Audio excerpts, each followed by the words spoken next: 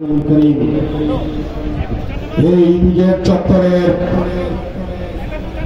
বিশাল শ্রমিক সমাবেশ, এই জনসমুদ্রের সম্মানিত সভাপতি, বাংলাদেশ শ্রমিক কল্যাণ ফেডারেশন চট্টগ্রাম মহানগরের বিপ্লবী সভাপতি, আজকের এই বিশাল শ্রমিক সমাবেশ প্রধান অতিথি বাংলাদেশ জামাত ইসলামের কেন্দ্রীয় মজলিসে শুরার সম্মানিত সদস্য, চট্টগ্রাম মহানগর জামাতের শ্রদ্ধাভাজন ভারপ্রাপ্ত আমির জননেতা জনাব নজরুল ইসলাম, বাংলাদেশ জামাত ইসলামের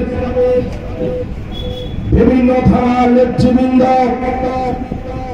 শ্রমিক নেতৃবৃন্দ, শ্রমিক কল্যাণ ফেডারেশনের নেতৃবৃন্দ, আজকের এই জনসমুদ্রের উপস্থিত হাজার হাজার শ্রমিক জনতা, এই বিজয় চত্বরে আমার সম্মানিত ব্যবসায়ী ভাইরা, বিভিন্ন ইলেকট্রনিক মিডিয়া, প্রিন্ট মিডিয়ার সম্মানিত ভাইরা, বিভিন্ন গোয়েন্দা সংস্থার সম্মানিত কর্মকর্তাগণ, প্রাণ প্রিয় এলাকাবাসী, আসসালামু আলাইকুম ওয়া রাহমাতুল্লাহ।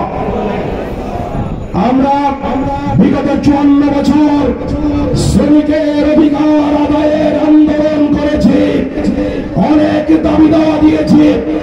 রেলওয়ে এমপ্লয়িজ লীগ, বন্দর শ্রমিক নেতৃবৃন্দের পক্ষ থেকে, তেল সেক্টরের শ্রমিক নেতৃবৃন্দের পক্ষ থেকে আজও 10 দফার দাবি দেওয়া হয়েছে, অতীতেও দেওয়া হয়েছিল, কিন্তু এই বাংলাদেশে শ্রমিকদের সত্যিকারের অধিকার প্রতিষ্ঠিত হয়নি। বাংলাদেশ জামাত ইসলাম ইনশাআল্লাহ এই মহান রব্বুল আলামিনের দয়ায় এবং বাংলাদেশের হাজার কোটি মানুষের ভালোবাসা নিয়ে আগামী 13 জাতীয় সংসদ নির্বাচনে রাষ্ট্র ক্ষমতায় আসবে ইনশাআল্লাহ। আমরা চট্টগ্রাম বন্দরকে বিদেশিদের হাতে তুলে দেব না, বন্দরকে আন্তর্জাতিকভাবে উন্নীত করার জন্য বিদেশ থেকে টেকনোলজি আমদানি করবে ইনশাআল্লাহ। এই বিজয় কর্ণফুলী বিজেপে লক্ষ লক্ষ শ্রমিক বারবার দাবি দেওয়ার সত্ত্বেও আমার মা বোনেরা, লক্ষ লক্ষ মা বোনেরা এখানে শ্রমিক হিসেবে কর্মরত, তাদের মাতৃত্বকারী ছুটি যৌক্তিকভাবে বানাতে হবে। তাদেরকে মায়ের জাতি হিসেবে তারা যেই ধরনের মানবিক সেবা পাওয়া দরকার, যে আচরণ পাওয়া দরকার, যে অধিকার তাদেরকে দেওয়া দরকার, যেই ধরনের নিরাপত্তা তাদের নিশ্চিত করা দরকার, আমরা ক্ষমতায় গিয়ে তা নিশ্চিত করবো ইনশাআল্লাহ। প্রিয় ভাইরা, এই বাংলাদেশ শ্রমিক রাষ্ট্র অবহেলিত থাকার কথা নয়। এই বাংলাদেশ পৃথিবীর মানচিত্রে একটি দরিদ্র রাষ্ট্র হিসাবে প্রতিষ্ঠিত হওয়ার কথা ছিল না। এই বাংলাদেশ পৃথিবীর মানচিত্রে বারবার দুর্নীতিতে চ্যাম্পিয়ন হওয়ার কথা ছিল না। বিগত 54 বছর যারা এই দেশটিকে শাসনের নামে শোষণ করেছে, জুলুম করেছে, যারা নিজেদের আখের গুছিয়েছে, লুটপাট করে লক্ষ লক্ষ টাকা বিদেশে পাচার করেছে, চাঁদাবাজি করেছে, বাংলাদেশকে আকণ্ঠ দুর্নীতিতে নিমজ্জিত করেছে, তাদের কারণে আজ আমাদের দুর্দশা। প্রিয় ভাইরা, আজ বাংলাদেশের আপামর জনতা, নারী নারী পুরুষ, হিন্দু মুসলিম, বামামত, ধর্ম বর্ণ নির্বিশেষে সকলে তাকিয়ে আছে একজন ন্যায় পরায়ণ শাসকের কাছে বাংলাদেশের রাষ্ট্রীয় ক্ষমতা অর্পণ করার জন্য। আর সেই ধরনের ন্যায় পরায়ণ শাসক বাংলাদেশ জামাত ইসলামী ছাড়া আর কারো কাছে নেই। বিগত 54 বছরে এই দেশে তা প্রমাণিত হয়ে গেছে। ইসলামী এবং শ্রমিক কল্যাণ ফেডারেশন সেই সংগঠন যাদের নেতৃবৃন্দ দায়িত্ব পালন করার ক্ষেত্রে কাল হাসরের ময়দানে মহান আল্লাহর কাছে জবাবদিহিতার তীব্র অনুভূতিতে তাদের জীবন পরিচালিত, তাদের দ্বারাই একটি দুর্নীতি মুক্ত বাংলাদেশ করা সম্ভব।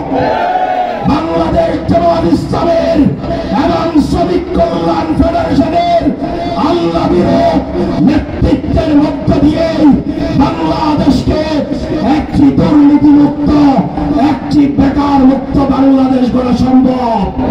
ইনশাআল্লাহ বাংলাদেশের মানুষের দাঁড়িপাল্লার রায় নিয়ে আগামী নির্বাচনে বাংলাদেশ জামাত ইসলামী এই দেশের অন্যান্য ইসলামী সংগঠনগুলোকে ঐক্যবদ্ধ করে দেশপ্রেমিক অন্যান্য সকল সংগঠনকে ঐক্যবদ্ধ করে এই দেশকে স্বাধীনতা সার্বভৌমত্বে এই বাংলাদেশকে পৃথিবীর মানচিত্রে একটি সমৃদ্ধশালী, একটি মর্যাদাশালী রাষ্ট্র করার মধ্য দিয়ে বাংলাদেশে জামাত ইসলামী একটা কল্যাণ রাষ্ট্র গ্রহণ করবে ইনশাআল্লাহ।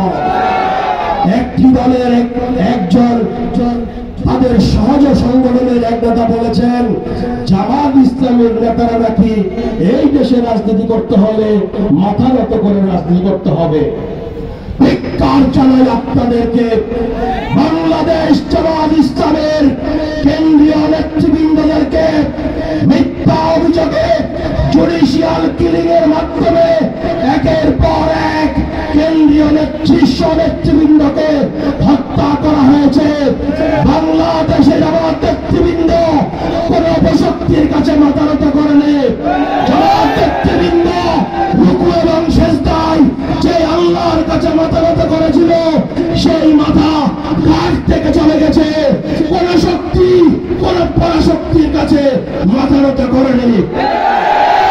সুতরাং পৃথিবীর মানচিত্রে বাংলাদেশকে একটি মর্যাদাশালী রাষ্ট্র করতে হলে, একটি সত্যিকার স্বাধীন সার্বভৌম রাষ্ট্র হিসাবে প্রতিষ্ঠা করতে পারবে বাংলাদেশ জামাত ইসলামের নেতৃত্বে।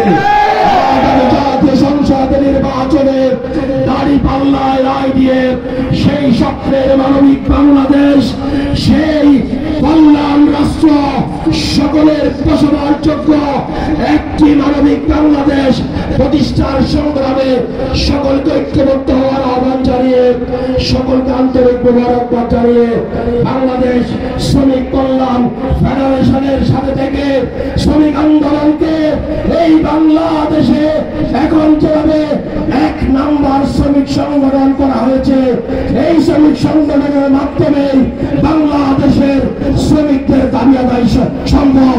সেই সংগ্রামে একত্রতা ঘোষণা করার আহ্বান জানিয়ে আমার কথা এখানে শেষ করছি। আল্লাহ হাফেজ। বাংলাদেশ জিন্দাবাদ, বাংলাদেশ শ্রমিক কল্যাণ ফেডারেশন জিন্দাবাদ, বাংলাদেশ জামাত ইসলামী জিন্দাবাদ।